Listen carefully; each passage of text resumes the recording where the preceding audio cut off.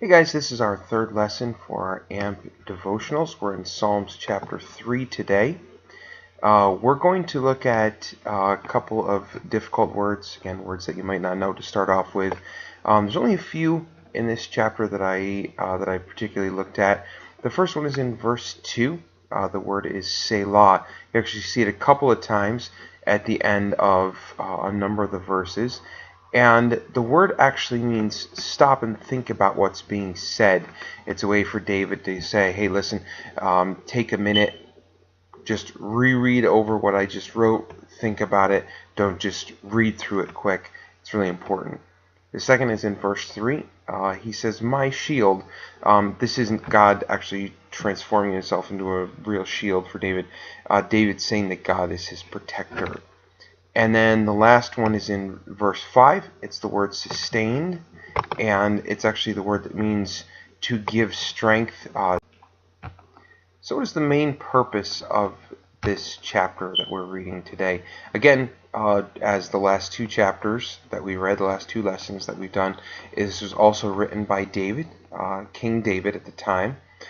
He was in a really difficult situation when he wrote this psalm. Really bad situation. He was fighting with his own son Absalom. Absalom was angry with him, and he was not only trying to steal the kingdom away from his father, he thought he could do a better job as the king, he was also trying to kill David. Absalom was a pretty smooth talker. There was even a lot of people that he had convinced to join him, even some people that had been David's friends at one time. They were all ganging up against David now. These people were not only questioning David, but they began to question God. They were not only attacking David, rather, but they were questioning God. They were telling David that God couldn't help him. But despite all that he was going through and all that the people were saying about him, David still trusted in God. He still believed that God not only could save and protect him, but that God would. David was also confident that when he prayed, that God would hear him. In spite of all of David's trouble, he was able to get a good night's sleep because he was trusting that God would take care of him. He was able to get rest. He was able to have that peace because he was trusting in God. When was the last time that you were going through a difficult situation, maybe at school or at home with one of your friends, but you were able to have peace even in spite of that really bad situation because you were trusting that God would take care of you? David woke up confident that God, well, the way he describes it, the way that he uses the words, he says essentially that God would punch his enemies right in the mouth. He says he's going to smite him in the cheek, he's going to punch him in the cheek, and he's going to break their teeth. He's saying that God is going to have justice. God is going to judge the people that were wrong. David was in the right.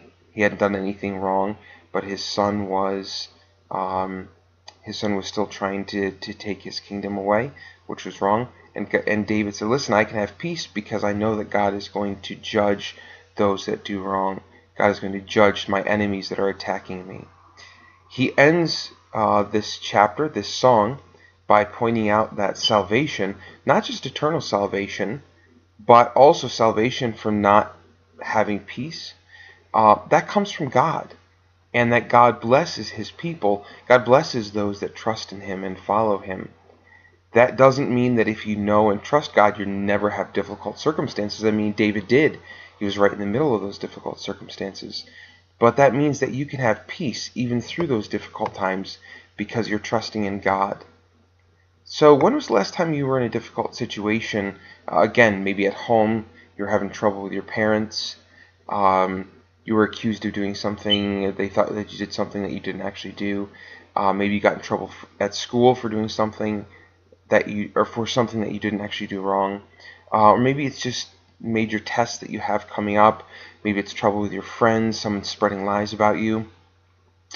Just a difficult situation, something that was very stressful for you or difficult for you that you were going through. And in that difficult situation, instead of worrying and complaining and getting upset, when was the last time you prayed about it? You asked God for help and trusted that he would actually help you. You know, God wants you to pray to him. He wants and loves to hear from you. just like you like hearing from one of your friends. God already knows everything that's going on in your life, so feel free to talk to him about it. You're not surprising God by what you tell him. Even if you tell him that you're angry with him, a lot of people don't want to say that, don't want to say that out loud to God. He already knows that. He already knows that you're angry with him about something. He already knows that you're upset with him. Maybe you lost a loved one, you don't understand why, and you're upset with God about that. God knows that. It's okay to talk to him, to tell him that. That maybe you don't understand why he's doing certain things that are going on in your life. Again, those difficult situations, you don't understand why. You can ask God those things. You can pray to him and ask him and tell him that. Finally, when you're faced with stressful or difficult situations and you don't know how to have peace about it, start where David did in verse 3. Remind yourself of how strong God is and what God can and has done. If you have never experienced God actually physically answering your prayers, maybe you've never had a situation where you've prayed and you've actually seen God answer that prayer. If that you've never experienced that, I'd be happy to give you a bunch of examples of things God has done in my life. Miss Jess, the same thing. She'd be happy to give you a bunch of examples of ways that God has actually physically answered things that we've prayed about. But start there. If you've never experienced God answering your prayers, this is a good time to start. Start with even just small things that you can pray and ask God, and watch how he answers your prayers, because he wants to do that for you. He wants to answer your prayers. He wants you to trust in him.